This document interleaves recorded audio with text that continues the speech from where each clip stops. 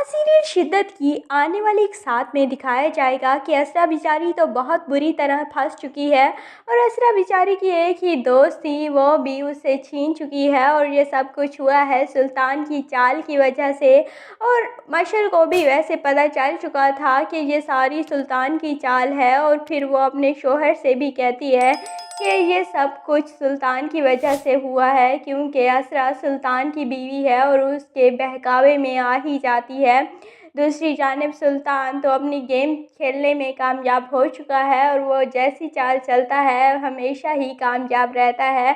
और इस बार असरा को शक हो चुका है कि सुल्तान ने कोई गेम खेली है, लेकिन वो इतनी जल्दी अपने शोहर पर शक नहीं करेगी क्योंकि असरा बहुत प्यार करती है सुल्तान से। लेकिन असरा को ये तो पता है कि उसने सुल्तान के फ़ोन से चैट देखी थी मशल की, लेकिन जब वो मशल के फ़ोन में देखती है तो कोई चैट नहीं होती और जब सुल्तान अपना फ़ोन दिखाता है तो उसमें भी ऐसी कोई चैट नहीं होती।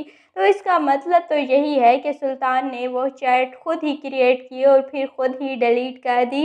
दूसरी जानिब नौफल और चांदनी भी तैयार हो चुके हैं सुल्तान का काम तमाम करने के लिए। और दूसरी जानिब परीज़े तो बहुत डरती रहती है क्योंकि परीज़े के साथ इतनी गेम खेली है सुल्तान ने, तो परीज़े का डरना तो बनता ही है। लेकिन नौफल सब कुछ संभाल लेगा। एक बार तो चांदनी भी फंसेगी क्योंकि सुल्तान कोई आसान जाल तो है नहीं कि उस पर कोई जाल बिछाएगा और वो आसानी से फंस जाएगा। एक बार तो चांदनी भी पूरी तरह से फंसेगी, लेकिन फिर नौफल उसकी हिफाजत के लिए है और फिर नौफल उसे बचा लेगा।